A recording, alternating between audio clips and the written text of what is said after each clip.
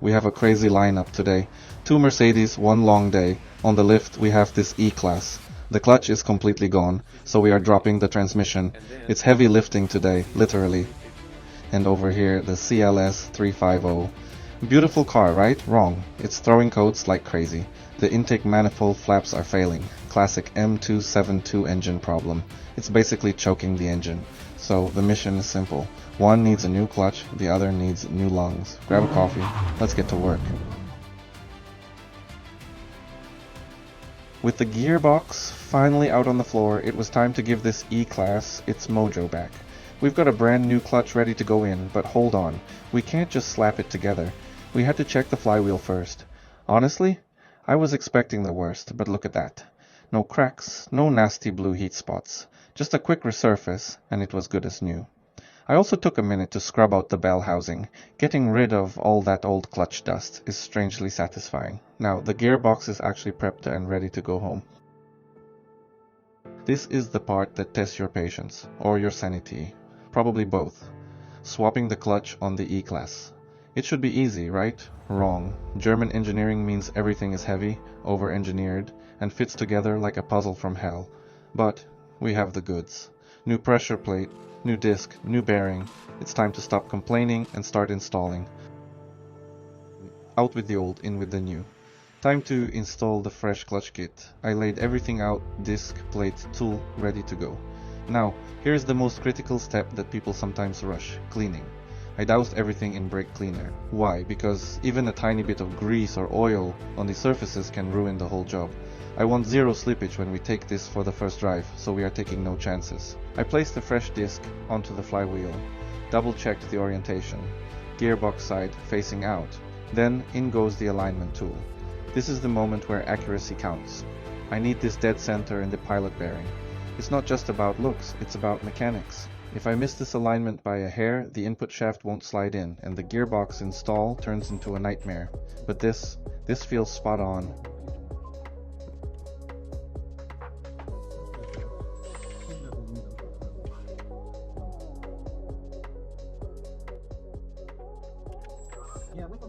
I positioned the pressure plate, trapping the disc against the flywheel.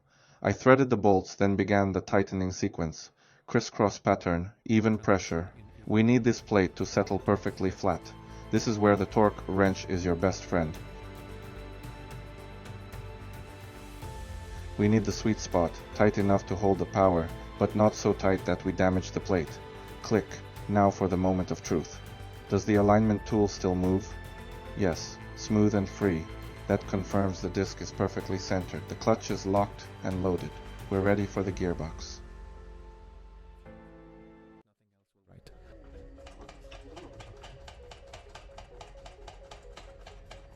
Now it was time to bridge the gap. We lifted the drive shaft into the tunnel, carefully mating the front flange to the gearbox output. Precision is everything here. We tightened the bolts in a strict cross pattern to ensure perfectly even pressure. Then the center bearing found its home, dialed in with the exact right preload. But before we called it good, we needed the moment of truth. We spun the shaft by hand, zero binding, zero misalignment. Just smooth, silent motion. Alignment looked good. I gave the transmission a tiny wiggle, a gentle push, and click. It happened. That magical sound when the input shaft finds the splines and the bell housing slides flush against the block. Honestly, huge relief. You can fight with a gearbox for hours, but this one just wanted to go home. I didn't reach for the impact gun yet. Big mistake if you do. I threaded every bell housing bolt by hand to make sure we don't cross-thread anything. Then I walked them in with a crisscross pattern to pull the transmission tight and even. Torque wrench clicked and we are officially mated.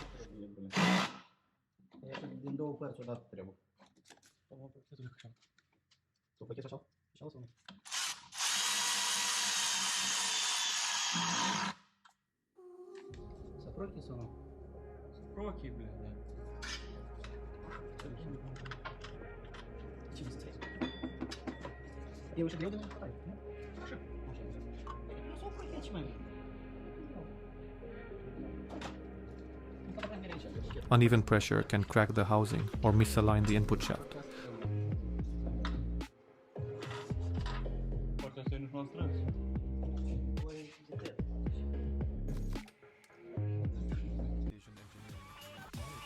With the mechanics sorted, we reconnected the nervous system, reverse switch, speed sensor and grounds.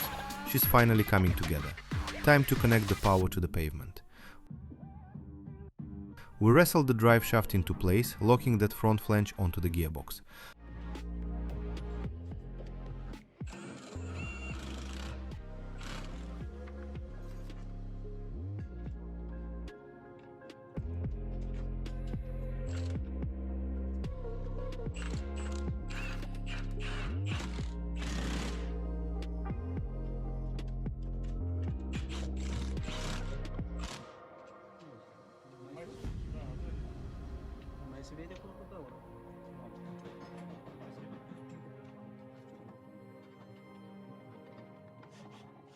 I'm making sure to torque these in a star pattern, because nobody wants a wobbly drive shaft at 70 miles per hour. Center bearing is up and the preload is looking solid.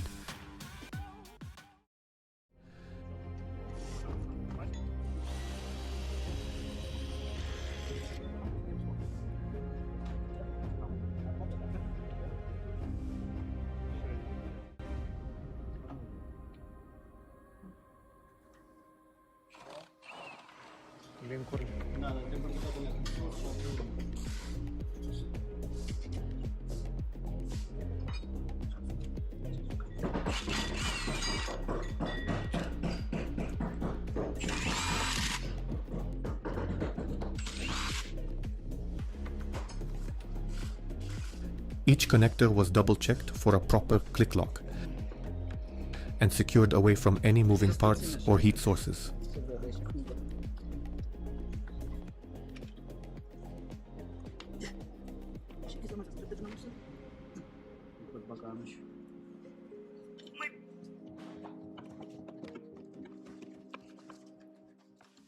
With the slave cylinder reinstalled, we opened the bleed nipple and one of us slowly pressed the clutch pedal.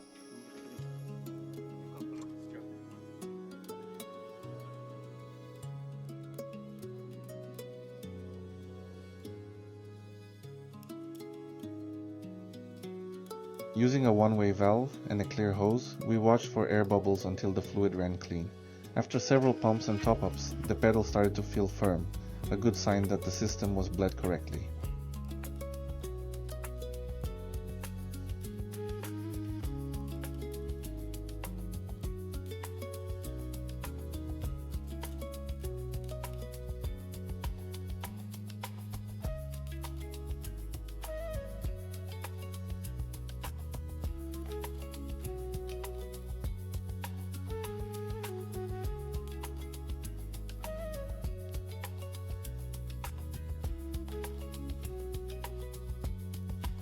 Back in the driver's seat, time to hook up the shifter linkage.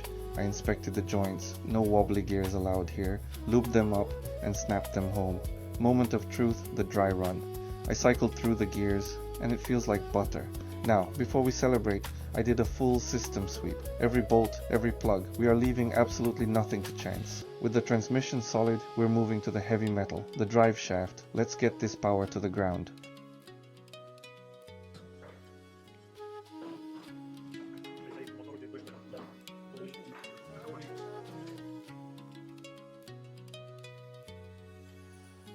Up goes the drive shaft. We mated the flange to the gearbox output. It's satisfying when it lines up just right. I grabbed a set of fresh bolts, because we don't cut corners on the drivetrain, and started the lockdown. I'm using the star pattern here to pull it in evenly.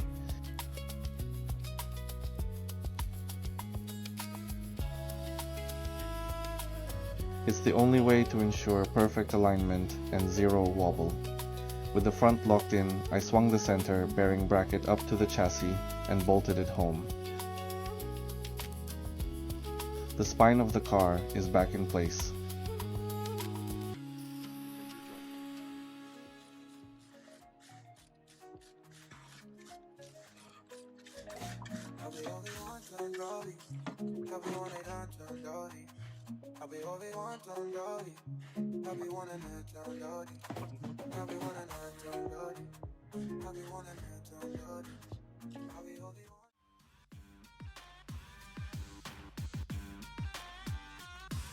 Now for the sanity check, the free spin.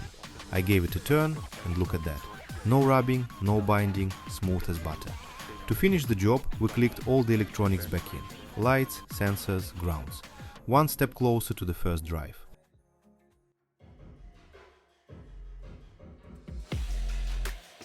With the drive shaft in place, we moved on to securing the transmission with the support mount bracket. We raised the rear of the gearbox slightly using a jack to relieve pressure on the mounting points.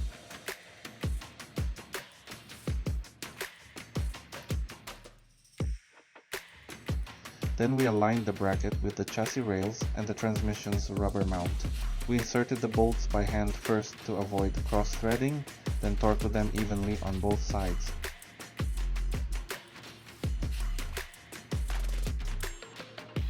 This bracket keeps the transmission stable under load. Too loose and you'll feel vibrations. Too tight and it can stress the bushings. Once torqued to spec, we lowered the gearbox slowly onto the new bracket and confirmed the snug centered grip.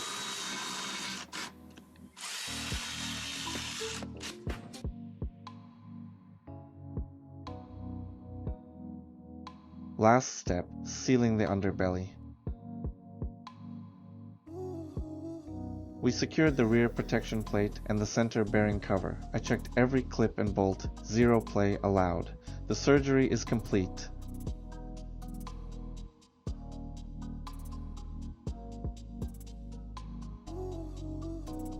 The car is back together, but a car isn't alive until it moves.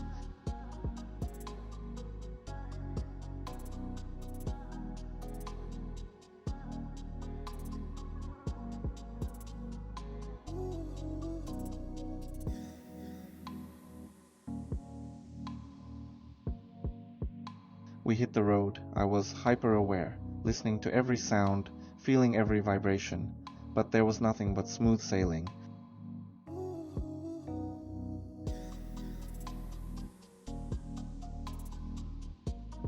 First gear engaged like butter, no hesitation. She feels tight, responsive, and ready for another 100,000 miles. It didn't just work, it felt brand new.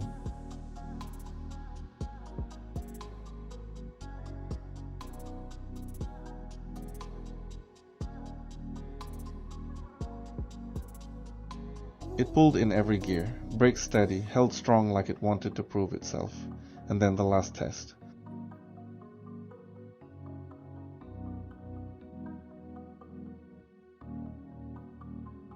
Bro, why are all the girls looking at me today? Relax, man. You forgot to turn off your headlight. You're blinding half the street.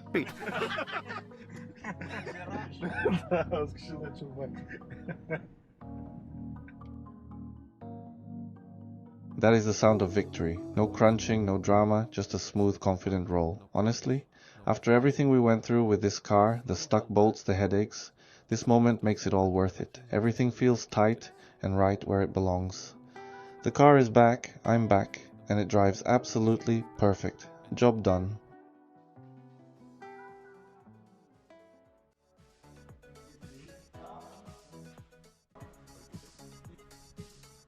Next up, the cherry red CLS.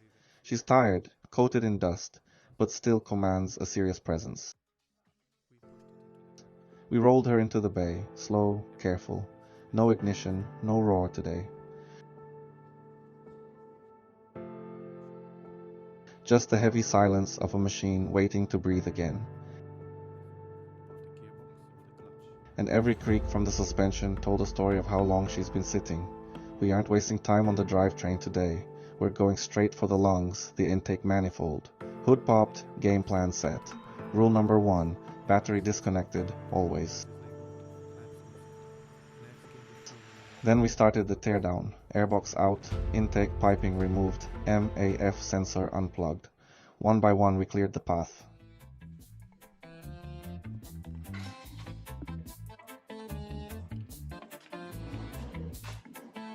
The gasket seats were cleaned, surfaces inspected for wear or carbon buildup.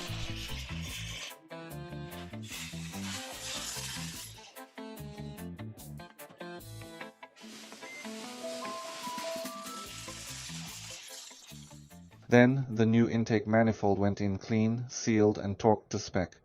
Reassembled everything in reverse. Injectors clipped in, sensors reconnected, hoses routed cleanly.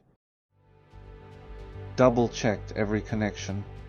This isn't a place you want vacuum leaks. With the new intake manifold seated, it was time to bring everything back together carefully, connection by connection. First, we made sure the manifold was aligned correctly on the cylinder head ports.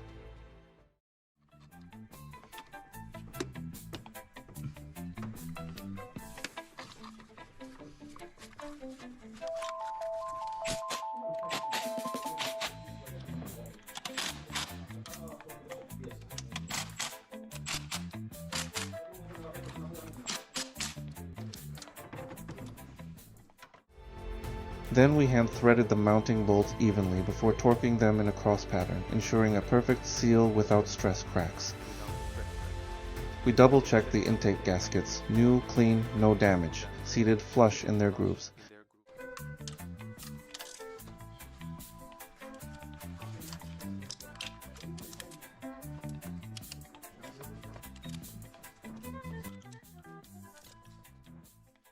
Time to reconnect the nervous system, the vacuum and breather hoses.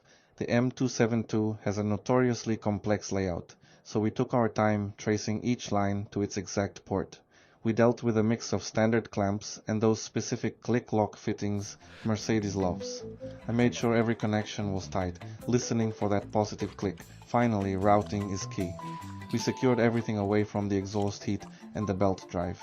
A clean, organized engine bay is a reliable one.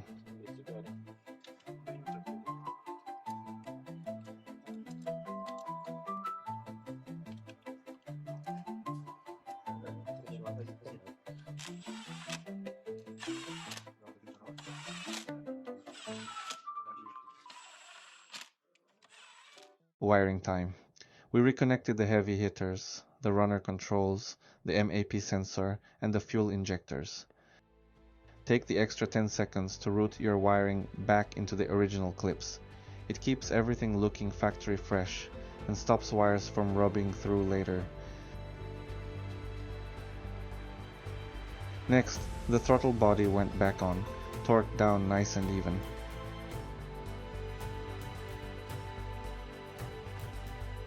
Followed by the main intake pipe and the MAF sensor.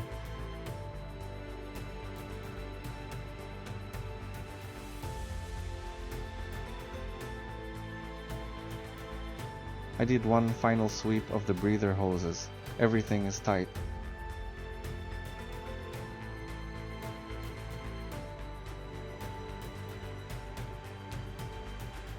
It's a great feeling when a job just flows back together, right? No guessing games today. The transplant is complete, and she is ready to breathe again. Moment of truth. We climbed in, heart rate up, and turned the key. Click. Nothing. Just the heartbreaking sound of a dead battery.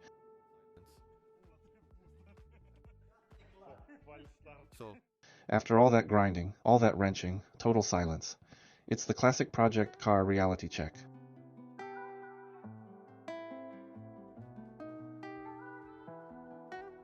But we weren't done yet. We grabbed the jump starter, the defibrillator,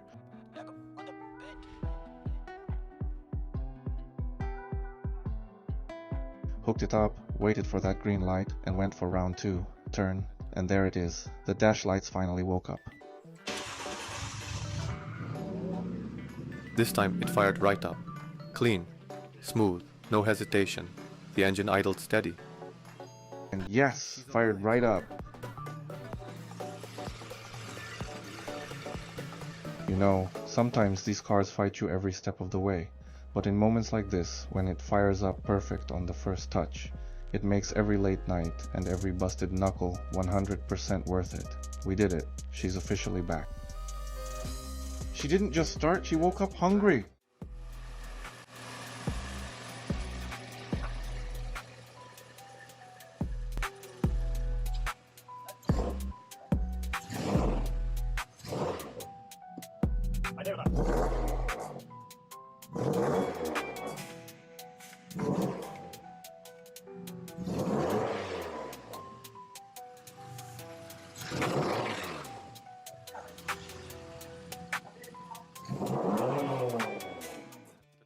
Man, the heat in here is no joke. I'm sweating like a sinner in church.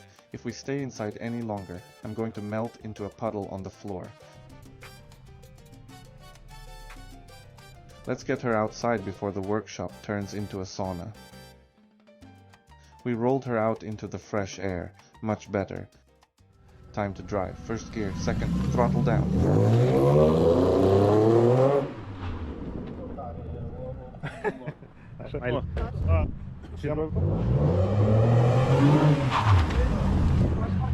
Feels like a spaceship or still a tractor? Drives smoother than my morning coffee.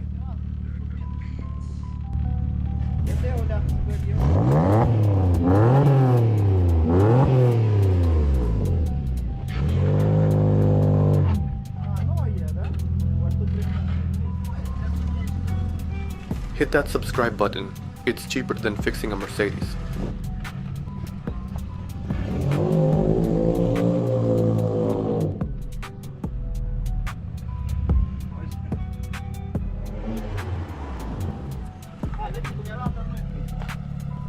Every gear felt right. Every corner felt earned. After all the work, this is what it was for.